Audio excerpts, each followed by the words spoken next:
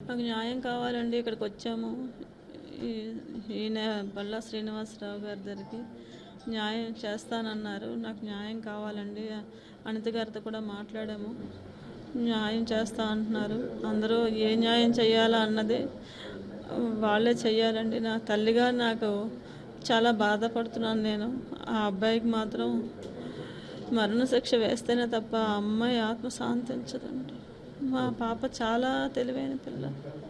ఇలా ఎలా చేశాడన్నది అది ఆలోచిస్తూ ఉంటుందేమో అక్కడ ఆ లోకల్లో. ఇంటికి రావాల్సిన పిల్లని ఇలా తీసుకొచ్చాడు. వారం రోజులు చాలా తెలివిగా నటించాడండి. చాలా తెలివిగా నటించాడు ఆ అబ్బాయి. దీన్నే ప్రేమగా చూసుకోవడం మొదలుపెట్టాడు. ఆ రోజు రాత్రి ఒక ఫోటో పెట్టాడు, మీ ఇద్దరం ప్రేమగా ఉన్నామని. అంతే. అసలు ఎప్పుడు తక్కువ మాటలు మాతోటి. మా అమ్మాయే ఫోన్ చేసి కలిపి మాట్లాడిస్తూ ఉంటుంది. ఎప్పుడైనా మేము మాట్లాడితే బిజీగా ఉన్నాను మళ్ళీ చేస్తాను అనేవాడు, అంతే తప్ప క్లియర్గా ఎప్పుడు మాట్లాడేవాడు కాదు మాతో. మా పాప దగ్గర ఒక షేడ్, మా దగ్గర ఒకటి.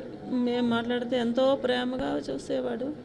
దాని దగ్గర చాలా హింసిస్తూ ఉండేవాడు.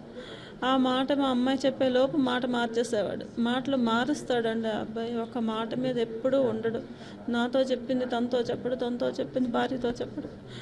అంతా చుట్టూ తిరిగి భార్యదే ఇలాగా అదే చెప్పింది నాకు అనే మెంటాలిటీ అండి ఆ అబ్బాయిది. అసలు చాలా క్రూరమైన మెంటాలిటీ. మేము అర్థం చేసుకున్నది అదే.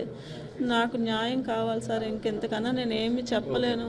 మా అమ్మాయి అయితే ఏదో డ్రింక్ చేస్తుంది, ఇలాంటి అస్సలు ఆ అమ్మాయికి అలవాట్లు లేవు. ఆరోగ్యం చాలా మంచి ఆరోగ్యము.